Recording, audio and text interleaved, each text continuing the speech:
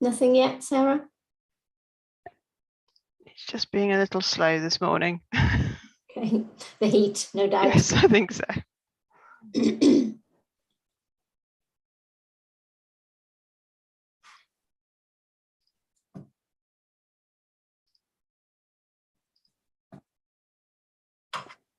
There we go.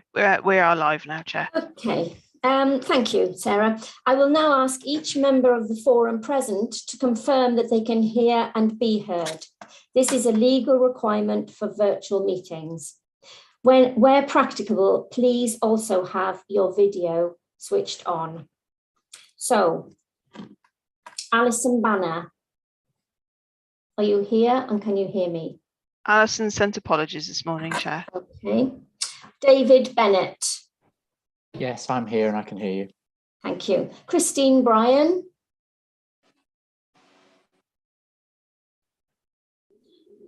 Alex Davis.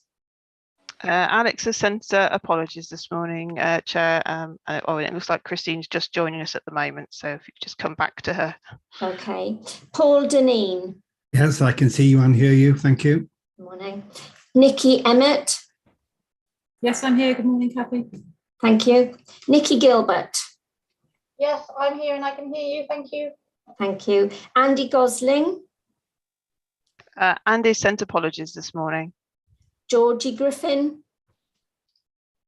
Yes, I'm here and I can hear you. Thank you. Richard Foster.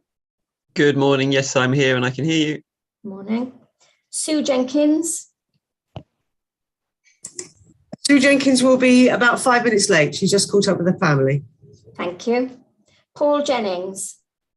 Yes, I'm here and I can hear you. Thank you. Thank you. Steve Kendrick. Steve has sent apologies, Chair. Okay. Tim Knapp. Has also sent apologies. Okay. Tracy Neal. I am here and I can hear you. Thank you. Chris Lewandowski. I'm here. Good morning, all. And I can both hear and see. Thank you. Sean Lines. No, nothing from Sean yet this morning, Chair. Rose Lloyd. Yes, I'm here. I can see you and hear you.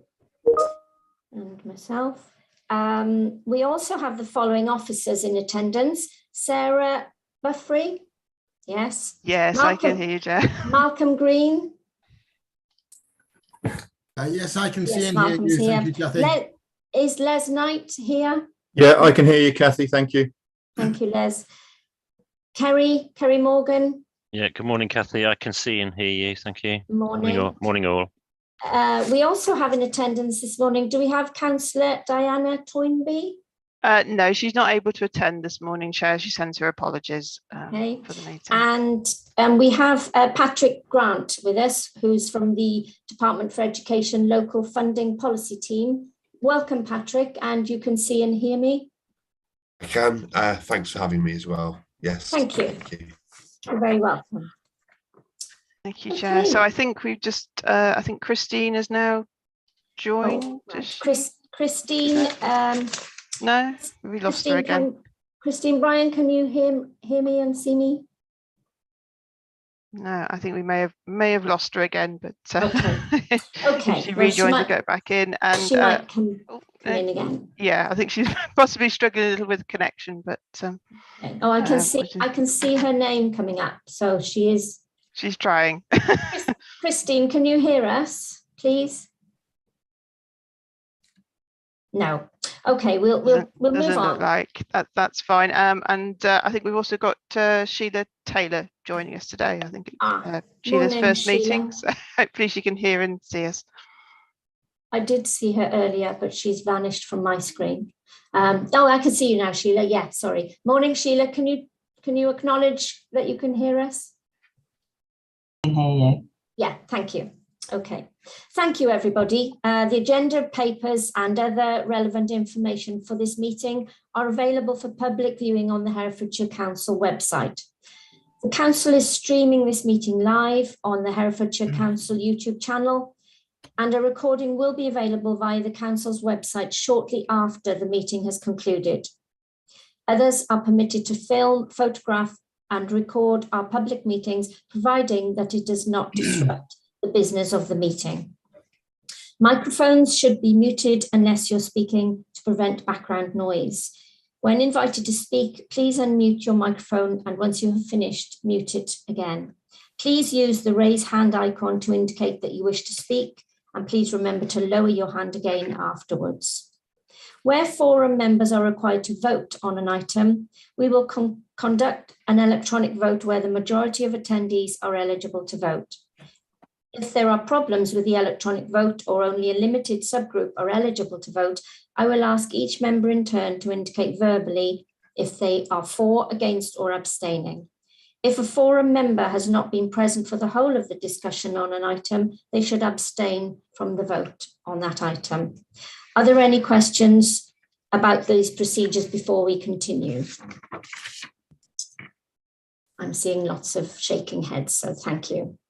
Okay, if we move on to item 1, apologies for absence. You've mentioned a few, Clark. Yes, so just to confirm then the apologies I've had from Ed Goodham, Alex Davis, Tim Knapp, Andy Gosling, Alison Banner and Steve Kendrick, and also from the Cabinet member Diana Toynbee. Okay, thank you. Item 2, named substitutes. Are there any named substitutes this morning? I'm not aware of any, Chair. Item 3, thank you. Declarations of interest. Are there any declarations of interest to be this morning? No? Thank you. So item 4, the minutes. Are there any we want to approve the minutes of the last meeting held on the 18th of March as an accurate record. Are there any matters arising that aren't dealt with anywhere else on the agenda? And Clark, if you could bring up the voting screen, please. If you were not present at the last meeting, please abstain from the vote. Thank you, Chair. I'll just bring that up for you.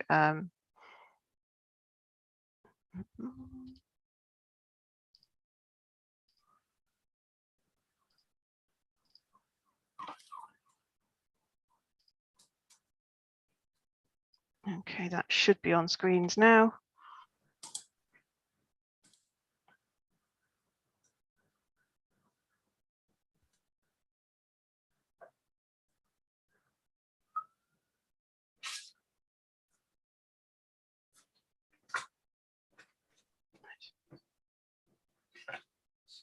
Thank you. All those votes are in, Chair, and those have been approved. Lovely. I see that Sue Jenkins has joined us. Clark. Yes. Morning, Sue. Can you acknowledge that you can hear and see, please?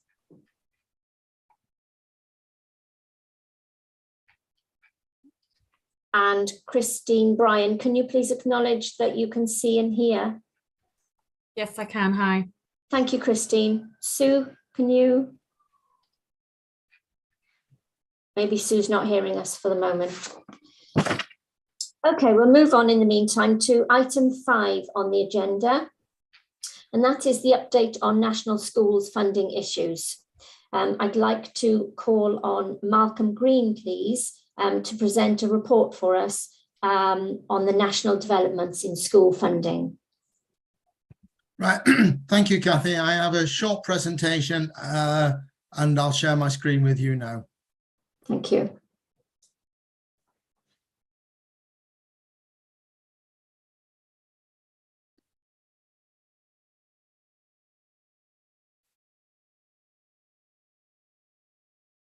Right, can everybody see that?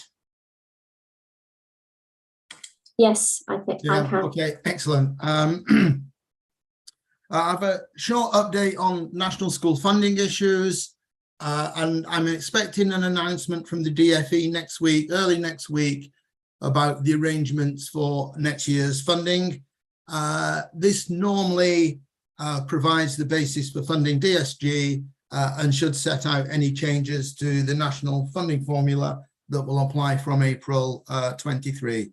I'm hopeful as well that the DfE will respond in that announcement to the current inflationary pressures felt in schools. And it's clearly a major concern for schools regarding pay, schools, meals and energy.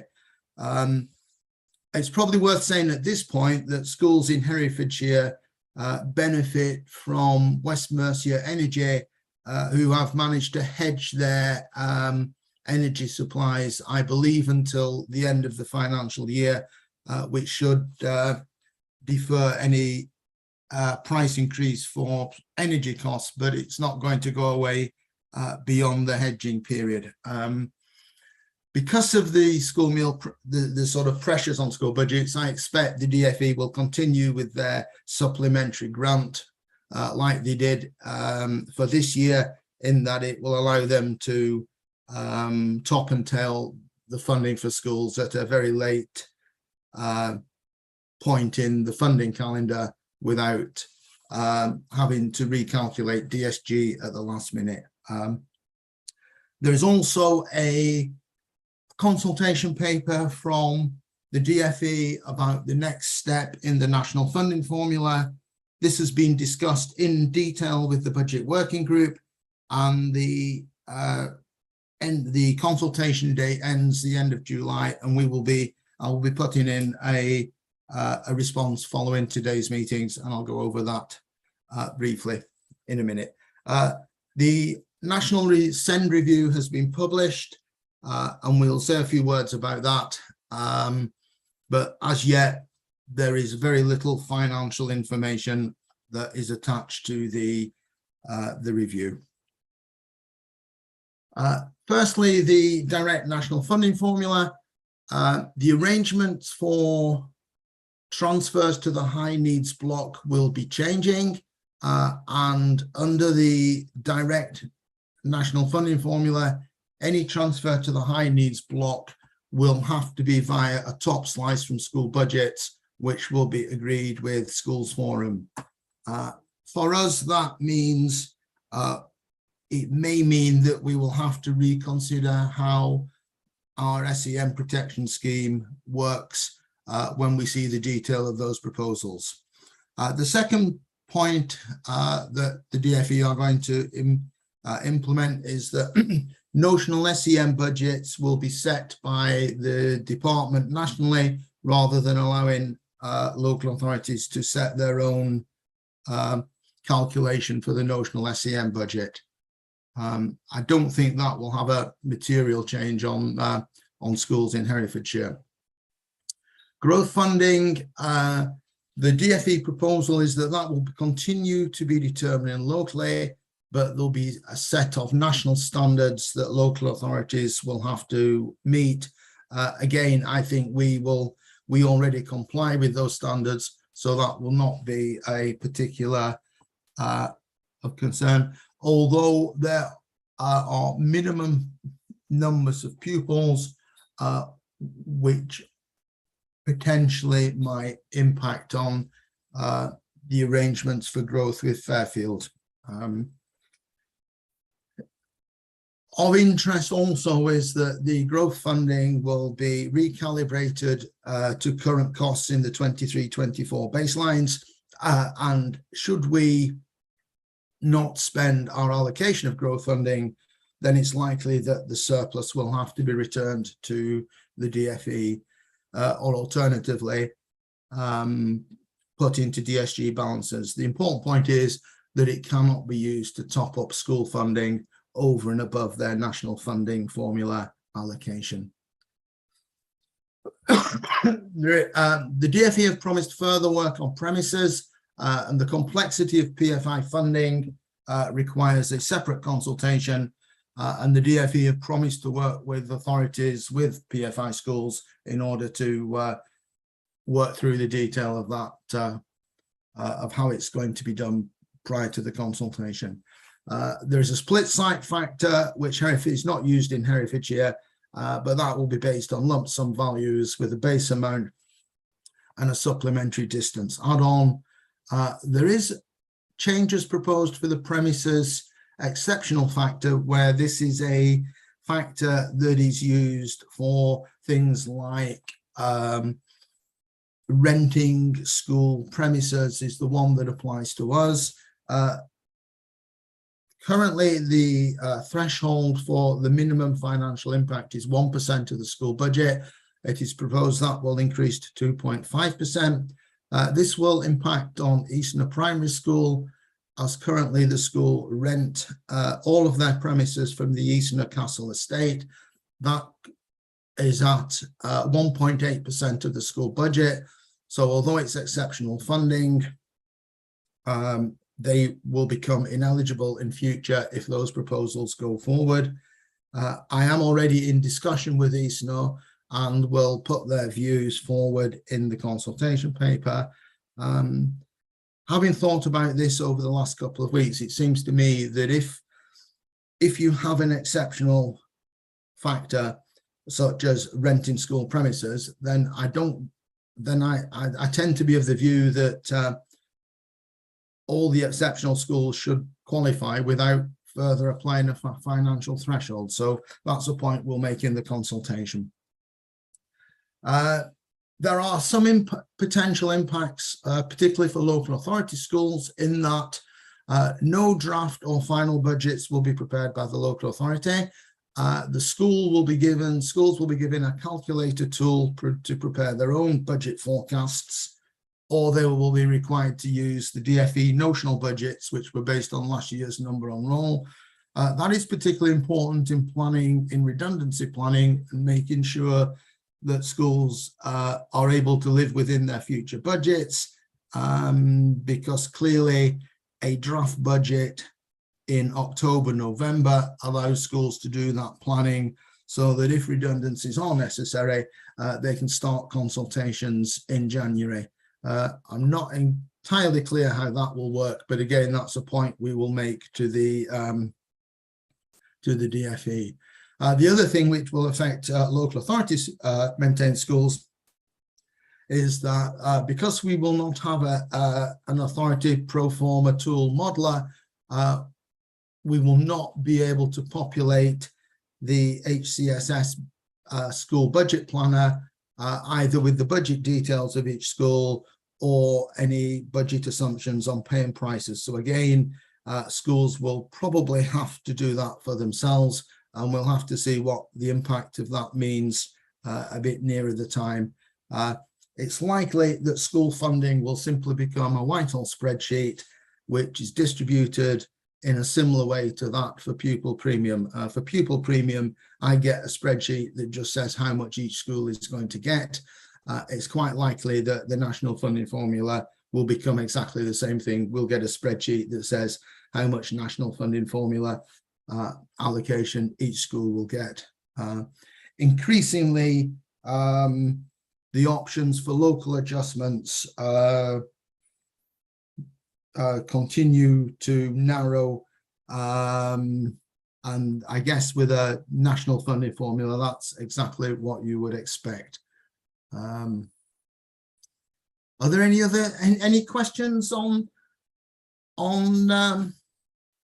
those proposals or the consultation before I move on? I think they're all relatively straightforward, but Nikki, yes? Sorry, I'm just thinking ahead here with regards to service level agreements. Therefore, if there's less done for schools by the local authority, will that be reduced insofar as schools will be expected to do more? Because the service level agreements are fairly high cost, and at the moment we still have to correct and accurate. You know, schools are going to be doing more and more for themselves, business managers, even though we're still local authority. So will the SLAs be planned to reflect that additional input and the reduced actions from the local authority? It's too early to say, Nikki. I mean, I think the only thing that is going to change from these proposals is that schools will have to potentially produce their own budget forecasts, and the delegation, if we continue with delegation, then that will have to be top sliced from the funding that's allocated to schools. These are proposals that are, I think, intended for 2025. So there's some time away. So we'll have to wait and see. For special schools, these proposals don't change anything anyway. Christopher, yes? You're on mute. Thank you, Malcolm. Two questions for you. One first regarding energy costs. I understand that the DFE have taken a survey of schools, which finished on June the 2nd, and their potential energy costs for the future. Are they going to release the details of that survey? And if so, when? Second question.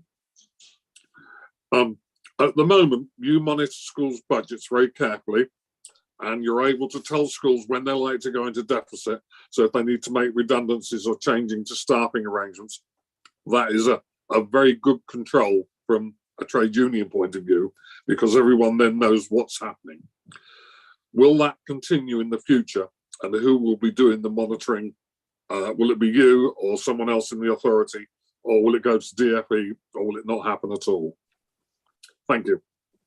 The energy costs, I'm aware that F40 are in discussion with the DFE about energy costs, and I will follow that up with them, Chris, to make sure we get the results of the DFE survey.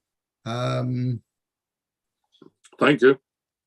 In terms of monitoring costs, I don't think anything will change for the financial responsibility of local authority schools. That will still be up to me and my team to continue that work. The lack of draft budgets in the October time will make that all a little bit more difficult. And of course, the DFE stated intention is that all schools will become academies by something like 2030 in any case. But whilst we have financial responsibility for local authority schools, then we will continue to do that monitoring work, because it's invaluable in giving schools a heads up for their budget planning, as you say. Yes. Thank you very much.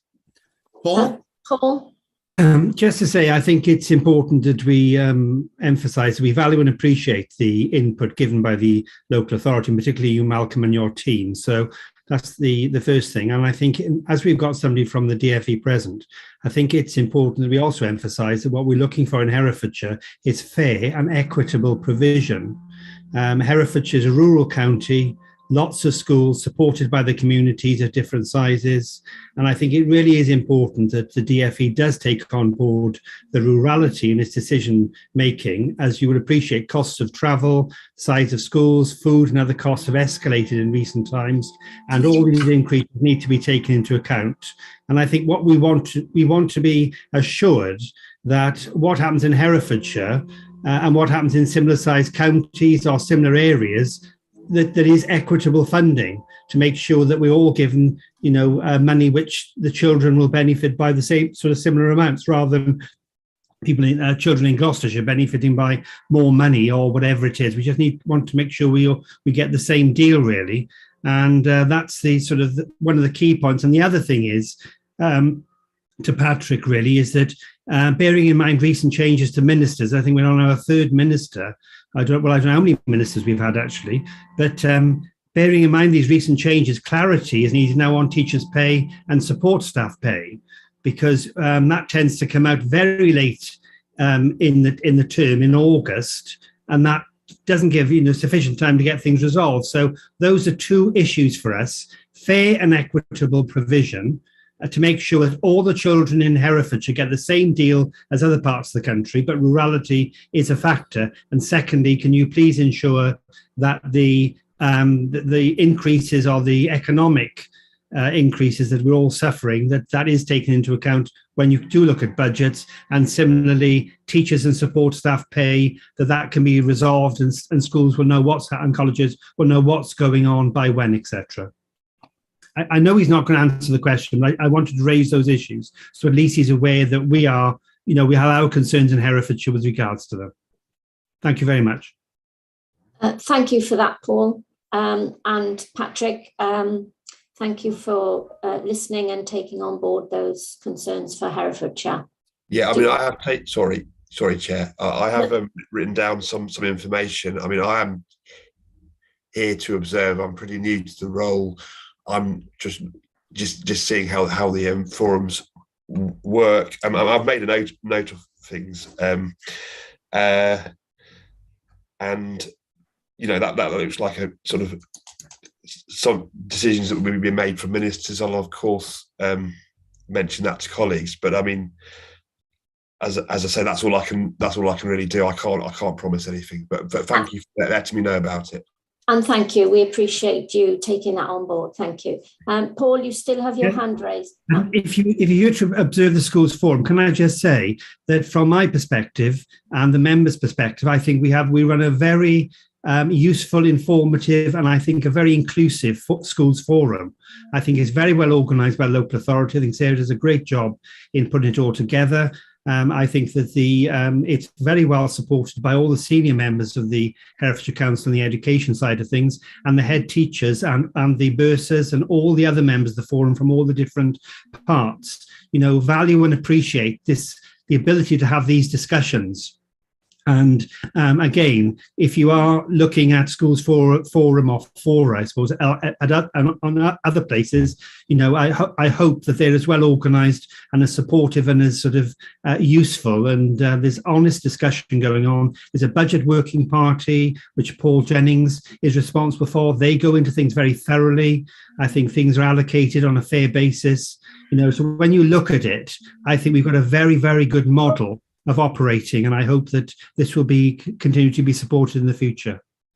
Yeah, well, thank you very much for that. I have, as I'm reasonably new to the role, but I've been around sort of 7 or 8 schools forums in the last couple of weeks, and I have found everything to be sort of, it's a very important, mechanism, and I'm certainly take on board your comments and thank you for them. Thank you. And thank you, Paul. And thank you, Patrick, for those comments. Okay. Thank you, Malcolm, for that very detailed. Yeah, I have a few more. If I can carry on, that would be helpful, Kathy. Yes. Thank you. Fine.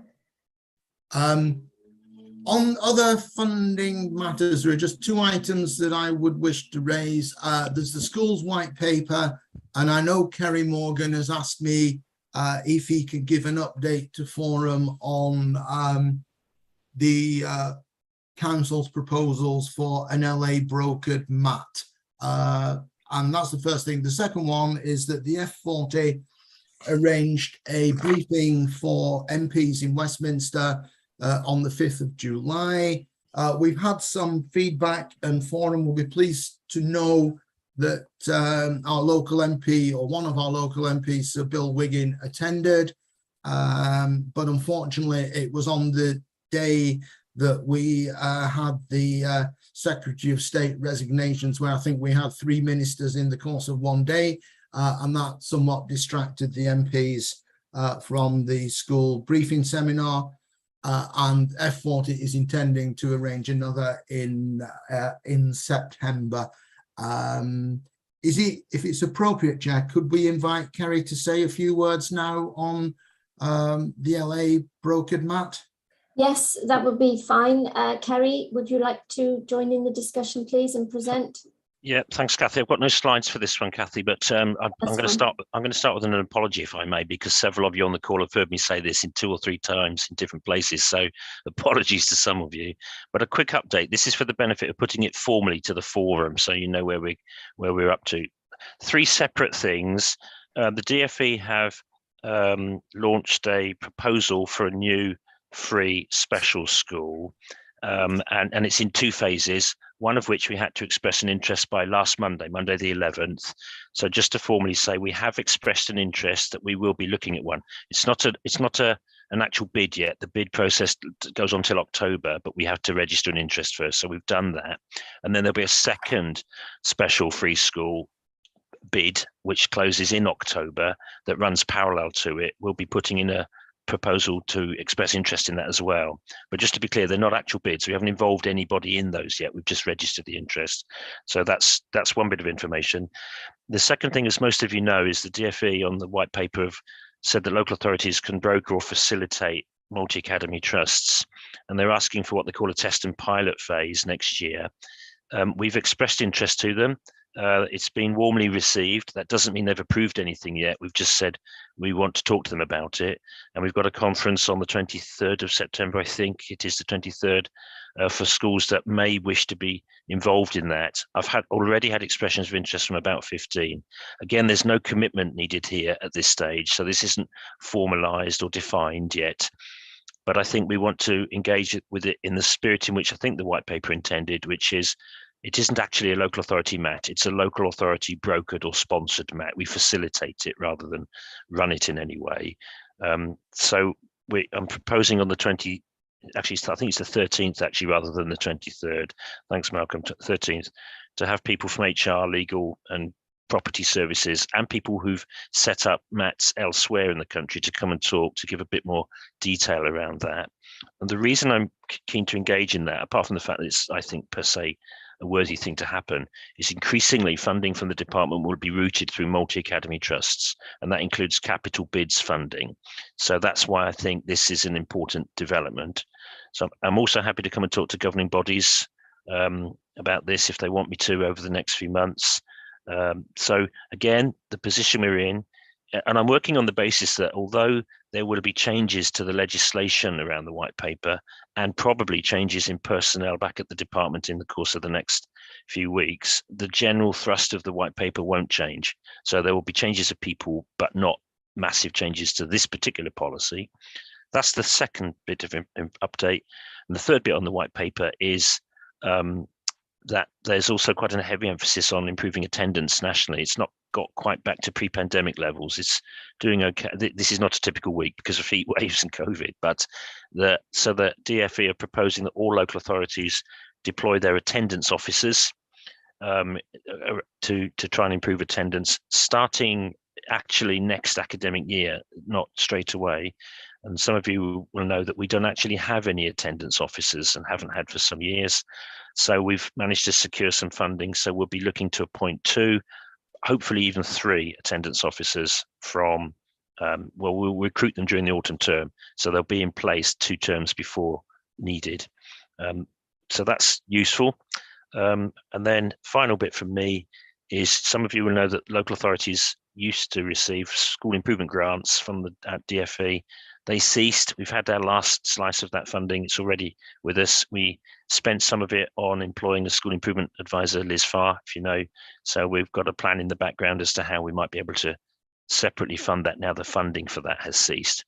And now the funding hasn't ceased, it just will be routed through multi-academy trusts rather than through local authorities. So it stopped at our end, but it hasn't stopped at DfE end, if that makes sense. But it's likely to be reduced, I'm told. So you bundle all 4 things together, and I think it's wise we engage with this agenda sooner rather than later. I suspect the 2030 deadline, which Malcolm referenced earlier, might slip. In a way, it doesn't matter. I think the whole agenda around academisation and joining together rather than as standalone academies probably will take the next 10 years, if I'm honest, but it's one I'm quite keen that we engage in. So it's done in collaboration between the schools rather than, if you like, done to us, if that makes sense. No decisions from the DfE about whether they'll approve local authority MAT anyway yet, but I'm planning to go ahead with it whether they do or not, if I'm honest. And the second thing is we've got 2 bids, or we will submit 2 bids for new free schools. So that's a very quick update, and apologies to many of you who've heard me say all this before, but that's me formally putting it on the table here. I see a wry smile from Rose, who's heard this 3 times before in different form already. But I'm happy to take any questions on that, folks, if you've got any. Thanks, Kathy. Thank you. Thank you, Kerry, for that update. Does anybody have any queries? Nikki, would you like to go first, and then Chris? Yeah, obviously, as one of the 4 special schools in the county already, this is the first time I've heard that about the 3 special schools. So I don't want to involve anybody else in the details of that, but am I right? So you've already put in an expression of interest for 1 new special school, and there will be another one put in by October. Was that you said, Kerry? That's right, Nikki. And the reason we haven't involved any proper conversations around this is simply because the deadline was too quick. So we haven't got any bids prepared or anything like that, but we had to register an expression of interest to keep that possibility alive. Does that make sense? And that first deadline was Monday this week. Yeah, no, it does make perfect sense. And obviously we're all way overcrowded. So I just need so basically we will increase the number of special schools if we're successful, which will increase capacity. It won't just replace outdated buildings. No, this is a much more detailed conversation, Nikki, we haven't yet to have, if that makes sense. But yes, it's to increase capacity. It won't affect any of the current existing schools. Does that make sense? Well, I'm saying that actually all we've done at this stage is say, can we keep the bid alive whilst we have those sorts of conversations? Chris, would you like to raise your question? Yes, thank you, Chair.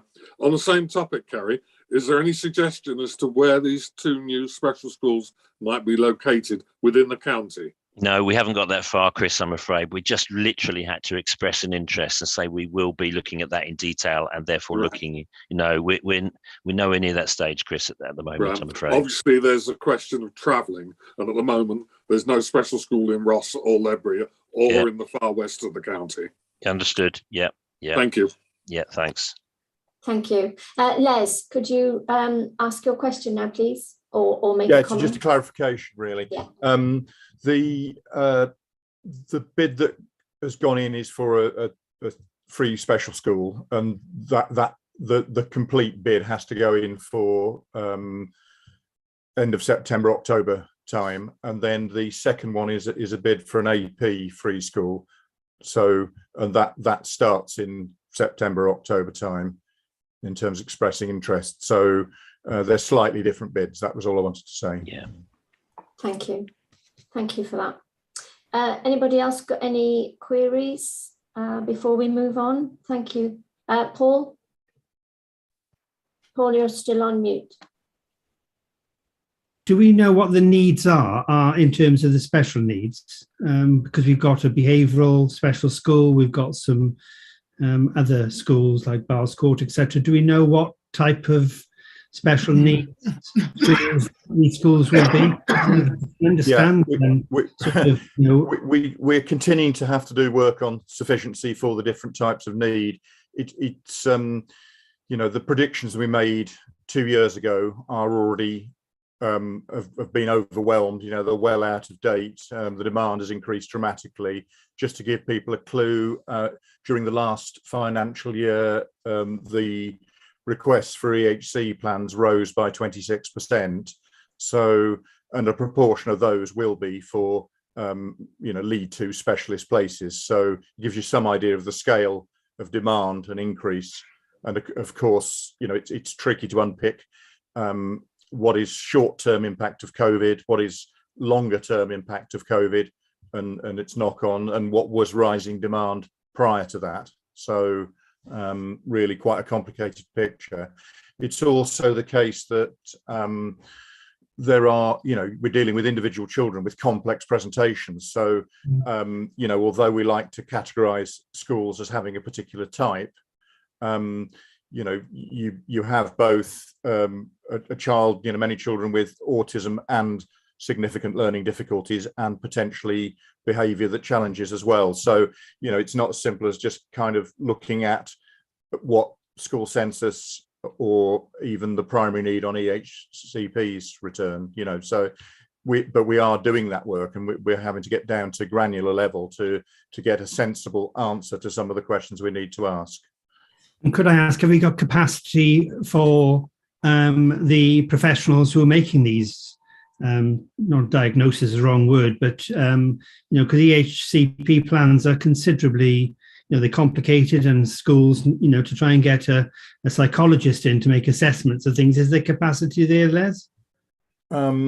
we're managing with the psychological input, but I am aware that the health professionals in the various clinics that, you know, so for example, those who are part of the multi-agency diagnosis for autism, paediatricians' appointments are, you know, have been under significant pressure as a result of the being, you know, not able to operate during COVID. And then, you know, clearly there's a huge waiting list after, you know, now we come out of that. So we're working with what was the CCG, is now the ICB, you know, Integrated Care Board, to try and boost resources there. But, you know, all round there is a significant demand profile, and it's not just in Herefordshire, you know, that is kind of overwhelming the services at the moment. So everywhere people are pressing for more resource to be able to process, you know, to maintain the processes that we need so that we get an accurate picture of need. So,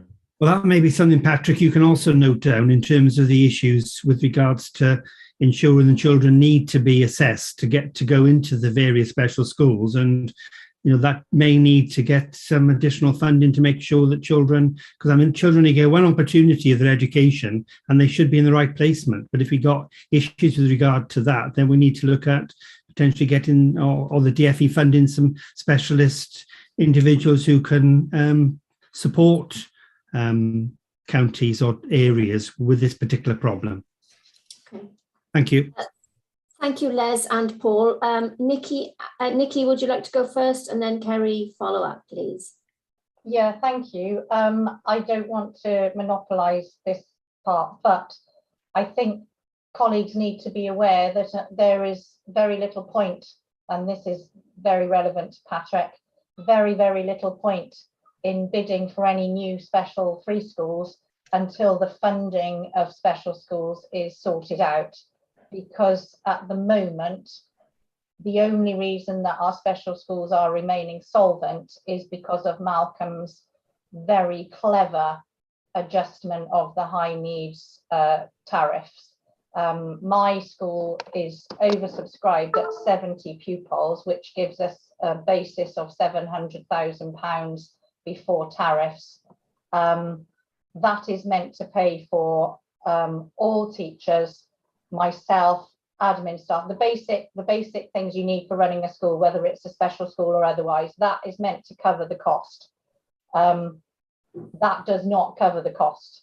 My staffing budget without TAs is £100,000 digging into the tariffs already, because the £10,000 per pupil figure has not been increased since 2014. If you put £10,000 into an inflation calculator now, you would get the equivalent of 12. So special schools are funded at £10,000 per pupils since 2014.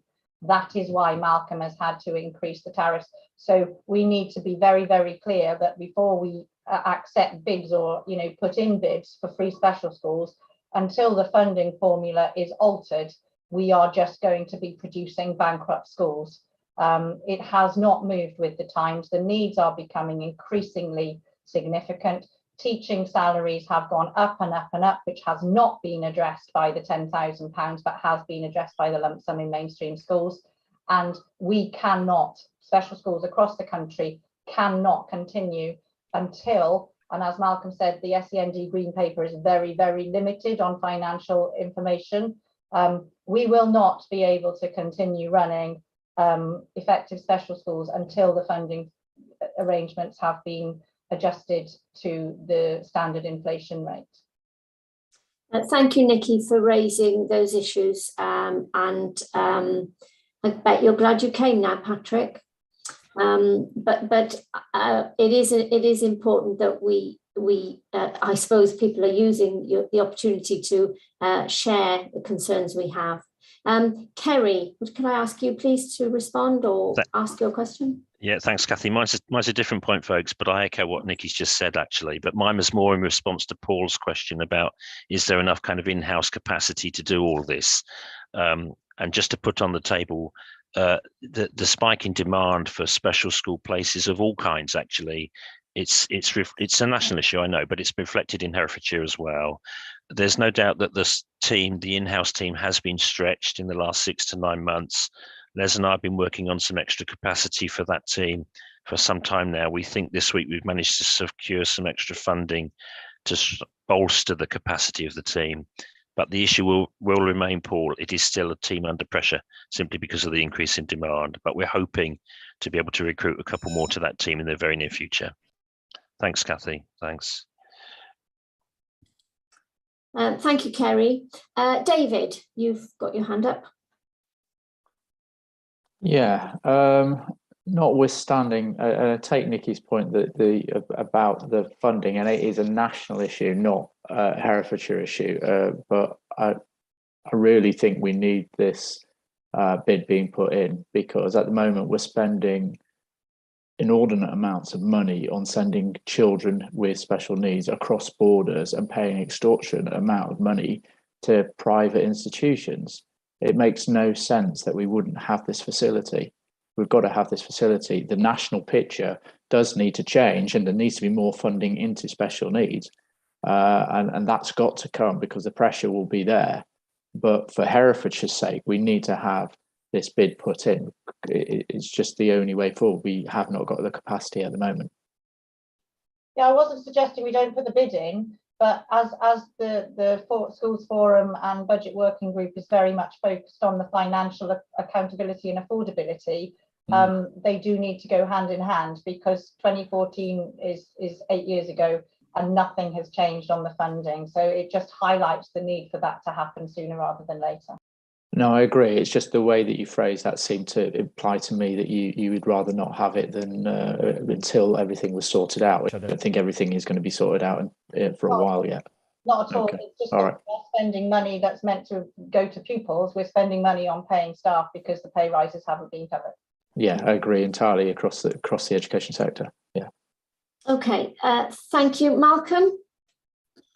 Right, I've just got one more slide if that's all the questions, and I'll carry on Yes. with my screen share. Thank you. Go back to it.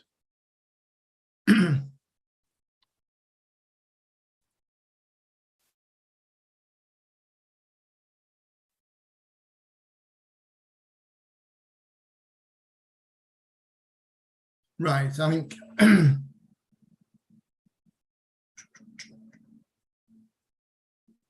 I'm struggling for bandwidth.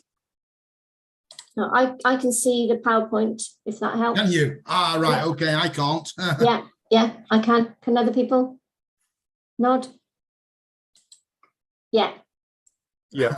People are nodding, so carry on if you can. Right, okay. Have you got another version? No, I haven't. I just can't see what I'm supposed to be saying.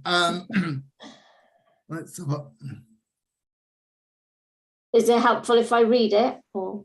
Yes, that would be really helpful, Kathy. Thank you. Okay, so the SEND review published. High level of SEND policy with no financial proposals is your first bullet point. Proposes, oh, sorry, have you got it back? I've lost it. Yes, it's coming back. I've lost it now. Right, okay, let me try again. Apologies for this, it's technology, don't worry. Technology, yes.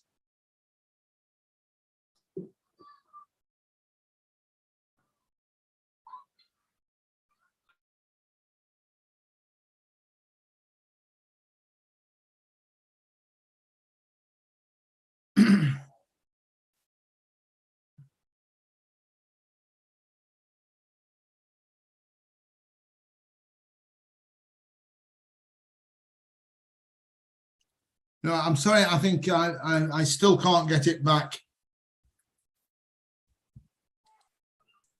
No, and I've got a copy. Sarah, Yeah, I've got a copy. put it up, Malcolm, Sarah, that bear would be with me helpful. just a second. Yeah. I'll see if I can get that for you.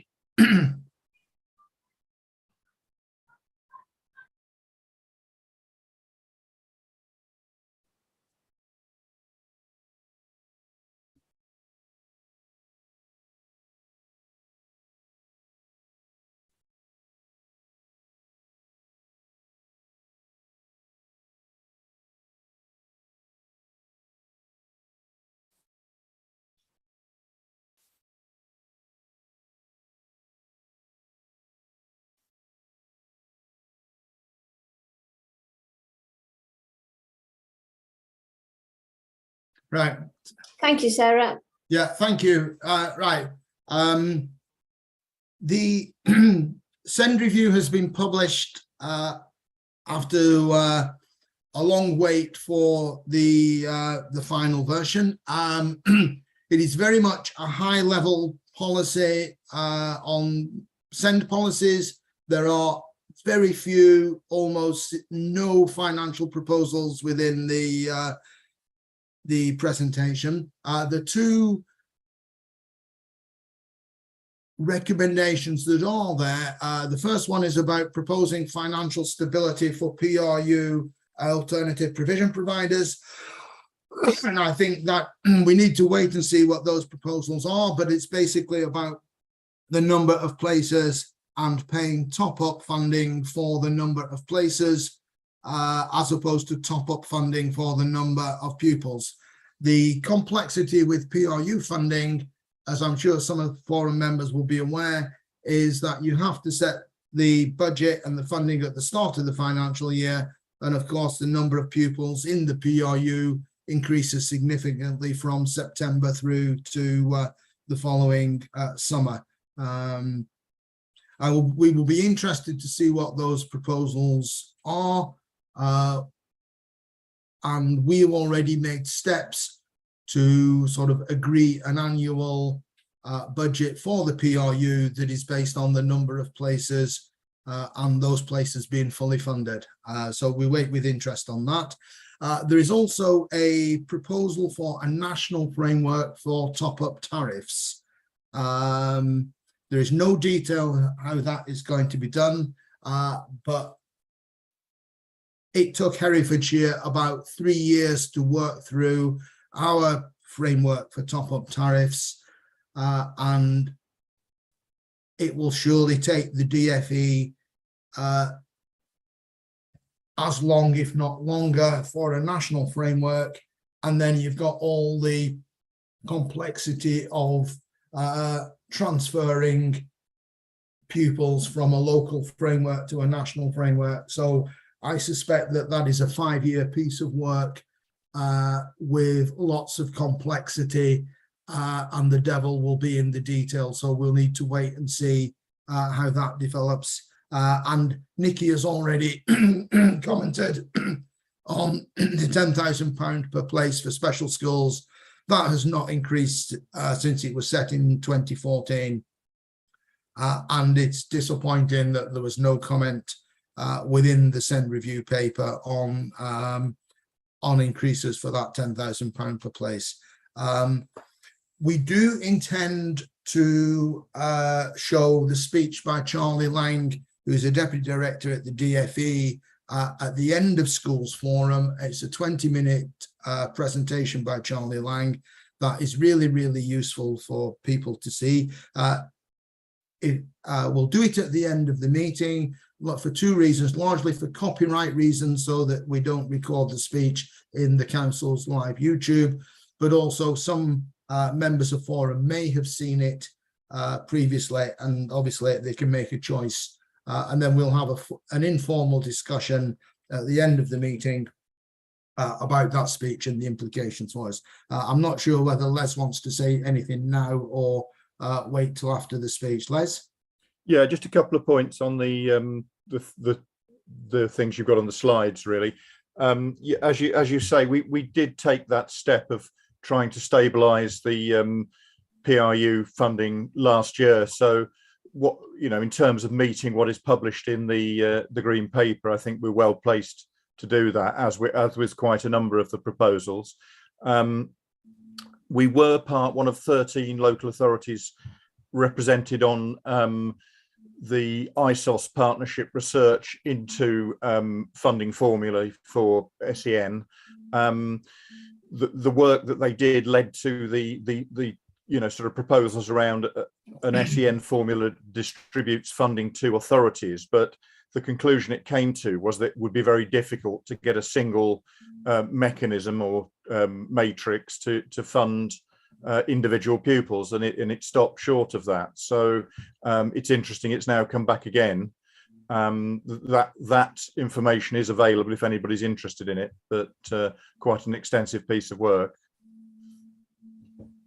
Okay, I think that's probably, I suppose the general comment about the green paper is that it talks about incentivizing inclusion, and financial levers are one way of doing that.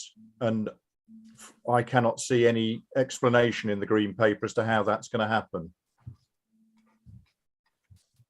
Thank you, Les, for that additional detail. Malcolm, anything else? That's it as far as the update on national funding issues is concerned. Okay. The next item is report of the budget working group, and I have a couple of slides that follow on from this. Okay, well, on that. We'll move into item 6 then, which, as you say, is the report on the activity of the budget working group. And Malcolm is going to present to us, and Les and Paul Jennings, Chair of Budget Working Group, if you want to contribute after Malcolm has, that would be helpful. Thank you. Right. Because we have moved into a very small deficit in our dedicated schools grant, and has already sort of commented on a forum this morning, that is because of an overspend of about £700,000 on out-of-county independent special school placements. And so going forward, it's particularly important for us to increase in-county provision so that the money we do have is more effectively spent. We agreed with the DFE that we would prepare an outline of a deficit management plan, which we have discussed with the budget working group, and that will be coming back to Schools Forum in October, completed. It will cover the sort of summary of where we've been over the last 5 years, the actions we've taken to stay within budget for so long, an explanation of the top-up tariffs, a review of the capital strategy for increased places. We have already said that we will look to provide more a resource base in county for to increase the number of autism places. That is work that is in hand. We will look at any lessons we can learn from the DFE safety net authorities, and we will also look at some key performance indicators to manage that on track. We had a long discussion at the budget working group with some very valuable comments, and that will come back to Schools Forum in October, and that is just really to keep you up to date on that. The next item is to say that we took some initial delegation proposals to Schools Forum, and as Kerry has already intimated, we will be looking for a school improvement delegation at around £12 a pupil. And because of recent costs coming from an employment tribunal, we will be looking for a contingencies budget, and we'll be looking for £3 a pupil on that. And there will be inflationary increases to be applied to the other delegation amounts. And we also need to review and consider the delegation for budget for behaviour support services, where we agreed for 1 year we would have a charge. I think it's about £3 or £5 a pupil, and we would review that before continuing those proposals in January. We will consult schools on all of those, but that is just to give Forum an update on where we are heading. The school improvement proposal is driven by the DFE's termination of the school improvement grant and the money being routed through schools. On the central schools block, schools admissions have asked for a budget increase of £5,000 to cover in-year transfers that are driven by refugees in county requiring school places in year. And then I've finally got a DSG outturn report, which is worth sharing very briefly with Schools Forum, although we've gone through that with the budget working group. Can I ask if Paul, would you like to say anything on the budget working group before I move to the outturn report? Yeah, thank you, Malcolm. And thank you, Chair. It's interesting to note that most of the things that we've discussed this morning have already been discussed at the budget working group with our usual robust conversations. And in light of rising costs and the national funding formula and high needs and SEN and various other things, it's interesting that we've also had conversations as to actually the scope of the budget working group is likely to reduce rather than increase over the next few years. It's always a difficult decision when we're looking at budgets going into deficit. And I think it's worth making the point in this forum that the work that Malcolm and his team have done and the budget working group have done over the last few years to prevent us going into overspend on budgets has been considerable, and had a really positive impact on the situation. And unfortunately, we've just reached the point where that's now unavoidable. We will continue to work hard to put together a meaningful and workable deficit management plan when we return to Schools Forum in October. I just think it's worth noting that it's only relatively recently that we've reached that situation, and it's through the hard work of that group and the group that I'm privileged enough to chair that we've managed to get as far as we have. I've got nothing else to add particularly, Malcolm, other than thanks to you and everybody on the working group for the hard work that they've put in this year and will continue to as we move forward to September and the preparation of that management plan. Thank you, Chair. Thank you, Paul. Very notable comments there, which I'm sure all the I saw lots of nodding heads, and I'm sure all of us on Schools Forum would agree that we've been fortunate through Malcolm's strong leadership not to go into a deficit budget. Malcolm, did you want to continue, and Les, did you want to contribute to this point? No, I was not able to attend the last budget working groups. I haven't got any comment, right? Right. Okay. I was intending to share my screen on the outturn report that I put to the budget working group, but I'm afraid I'm still suffering technology problems. I can't access the council's IT drive in order to bring it up. So unless Sarah's got a copy from the previous working party, we'll have to send it round as a separate note. Sarah, are you able to help or not? I may do. Let me just check and see if I've still got a copy handy.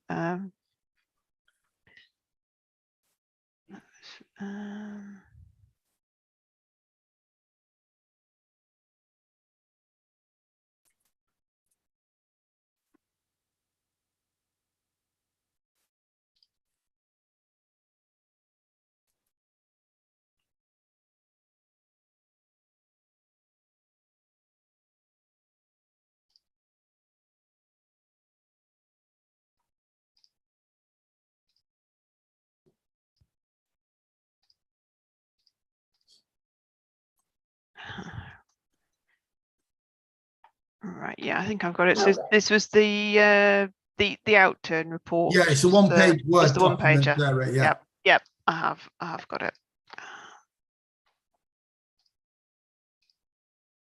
There we go. Excellent, thank you. Thank you. Right, that's it. So the outturn, we overspent by £777,000, and that moved us from a small surplus balance of just over 400,000 to a deficit of 340k. Interestingly, the Society of County Treasurers did a survey, and out of 51 authorities, there were only 3 local authorities in surplus, and we were ranked number 48 with the smallest deficit out of all of those. So I think although we have slipped into deficit, we are still in a very good position regarding this. The overspend can really be broken. The overspend can really be broken down to £1 million overspend on high needs, and that was sort of propped up by small underspends in the early years nursery education funding. We had unused funding from an early years reserve in DSG that we brought back, and there was an underspend on the schools block, which largely came from unexpected recoupment of the growth fund that we spent from the previous years. And so that netted off to the 777k overspend. If you just tab down a little, Sarah, please. The high needs overspends, you can see straight away that the independent special schools was £658,000 overspend.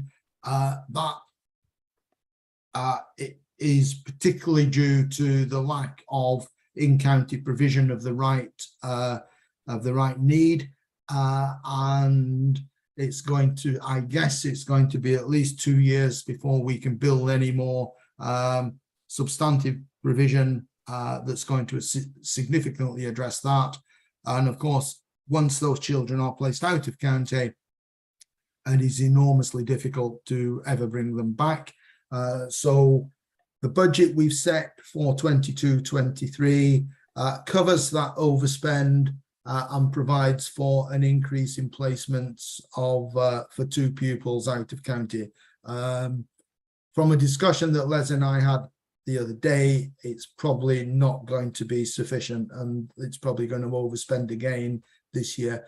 And the growth in main school top-up funding is also significant, just under £500,000, and that reflects the 26% increase in education healthcare plans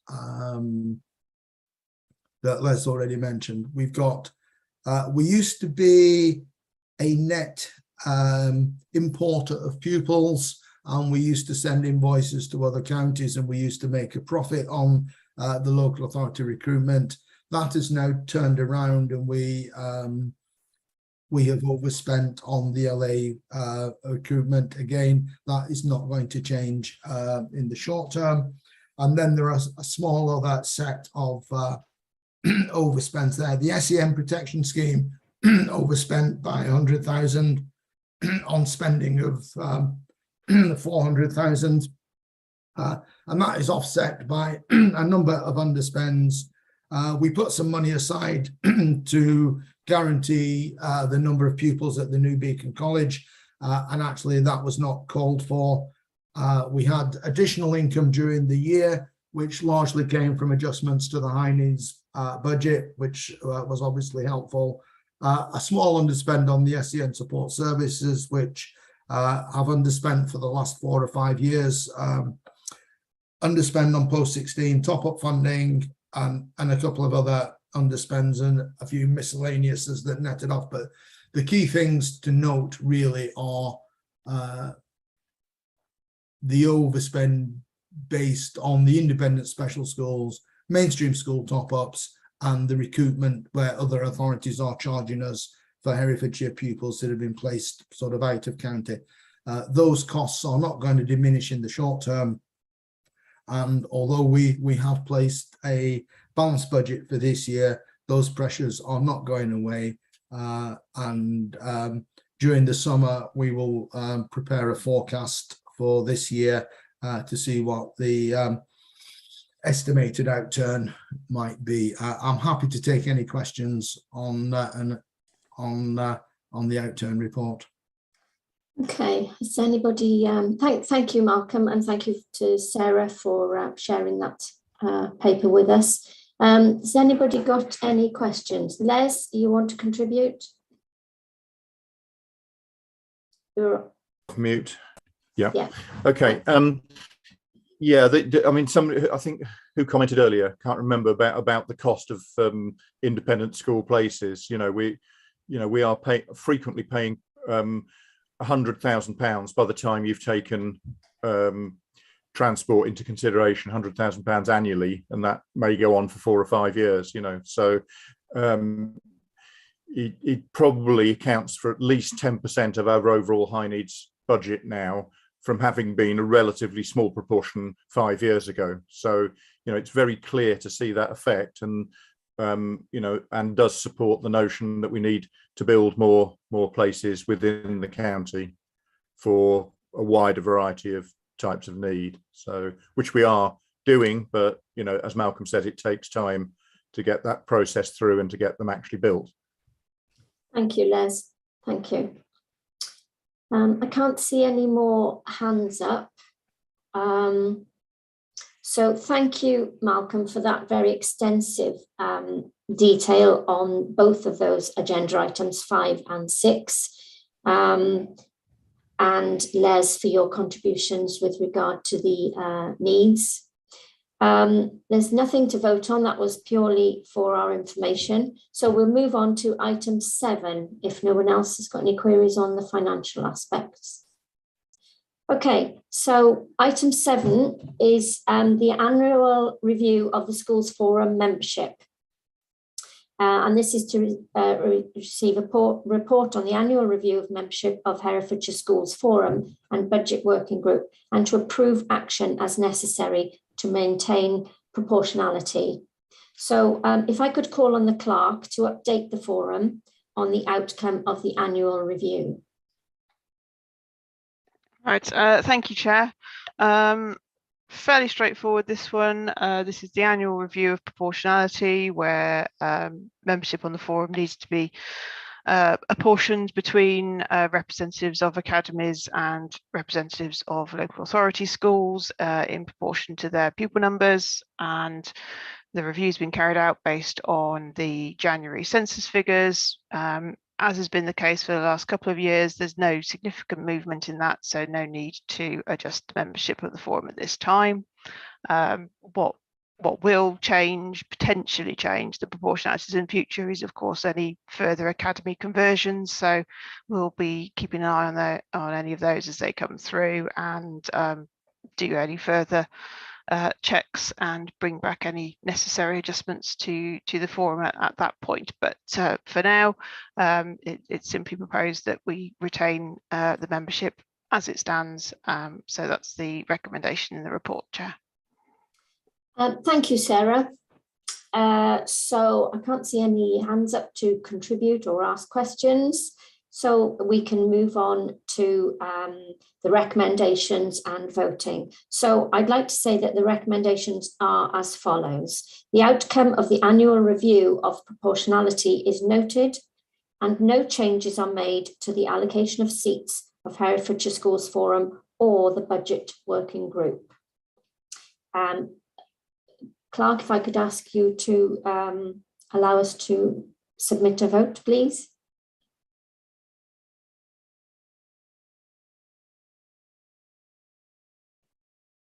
If you're unable to see the screen, the voting screen, or unable to raise a hand, please advise us and we'll take action.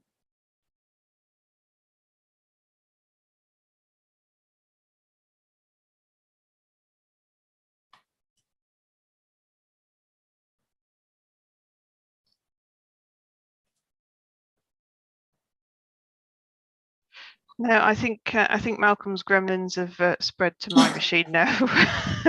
No, so Chair, it doesn't want to launch it, but I think we can. Yes, if anybody wants to, perhaps indicate if anyone wants to object to that proposal. If you have otherwise, any we'll take it as agreed. If you have any objections, can you please raise your hand? If we see no hands, we will assume the vote has gone through. No hands showing. Are we agreed then, Sarah, that that's gone through? That's fine, Chair. Thank you. Okay, and we move on to item 8, which is future meeting dates. So I would ask you, Sarah, if you would confirm these dates, please, for us. Thank you, Chair. So the paper I put round sets out the normal pattern of meetings. The meeting for October will consider the budget proposals looking ahead for 23-24. I'd suggested the 14th of October, but since that's gone out, I've been made aware of a clash with another meeting. So having consulted with Malcolm, we think it will be fine just to bring that forward a week. So the October meeting will be the 7th of October. Thank you. And then following that, we'll have the usual meetings in January to consider the school's budget, March to consider the high needs budget, and then a summer term meeting similar to today, just to wrap up where we're at and look ahead. So just that one adjustment to the dates as put out in the paper, Chair. Thank you, Sarah. That's helpful, and we'll note those dates. Thank you all for attending this meeting. Sorry, I think Sarah... Paul, did you have a question? Yes, not a question. I just want to say, can I thank Cathy for your excellent chairing? And I think there's an opportunity perhaps for us to put on our huge thanks to Kerry Morgan. As Chair of Governors, I recently received a notification with a different hat on that Kerry is retiring or leaving the post. I just wanted to confirm that was the case before I go on to say nice things about it. So, because Kerry has been outstanding in his role, has been incredibly approachable, and has offered wise counselling and advice. And I just think on behalf of the thousands of teachers that are in Herefordshire, we just would like to give the opportunity to say thank you for your superb work and to wish you well with the future. But we do hope you're going to be able to help us through this math proposals and things. Thank you, Paul. I would also like to echo those comments from Head's point of view, because Kerry has carried us through the very difficult 2 years when we've all been seeking advice, which none of us have known how to navigate through. So very, very big thanks from Heads as well, Kerry, and good luck. I'd also like to thank Malcolm and Sarah for their guidance through all the financial aspects discussed today, and to Paul Jennings for chairing the budget working group. So thank you very much. Thank you, Les, also for your input on special needs. I see, Paul, you'd like to say something? No? You've got a hand up? No, I was applauding in your thanks of other members of the team. Actually, it looks as though I was applauding myself, which I can assure you. Thank you. So thank you, Patrick, for attending, and I hope you found it informative. And I hope we haven't been too bombarded you with too many issues. But if you could take all of those back to your colleagues, that would be really helpful. Yes, thank you for that. No, that's absolutely fine. It was really interesting and to come to the meeting, and I certainly have taken it on board. Especially about the locality issue and the sort of general fairness. I mean, I can't give any promises whatsoever about anything other than the fact that I will make a note of the meeting and pass on to colleagues who will take it in, because I think, as somebody mentioned also, a lot of these issues are, I know it's a rural county, and so there's that issues to make sure there's fairness there, but also it is a national issue, which I have noted from other forums. And so, I won't be sort of coming back to the forum on that, but I'll certainly pass on general comments about funding, and hope they get to, make sure they get to the right person, just so that they know the concerns. But as I say, I won't be coming back to you, but I will be passing on general concerns, and thank you for bringing them up with me. Thank you very much. That's all we ask, and we appreciate that. Thank you very much. Thank you very much for having me. It's thank you. Absolutely valuable experience for me. Thank you. So without further ado, I'd like to just wish everybody a happy summer holiday, and we look forward to seeing everybody in the autumn term, fully refreshed. Thank you, everyone. Cathy, I think Kerry had left the meeting before you gave you good wishes. I'll pass them on. There wasn't any response, so yeah, I will pass those on. And I'll make sure they're I'll make sure they're minuted as well for Yeah, Thank okay, you. Thank you. I'll stop the live stream before I Thank forget, you. Chair, if we're done.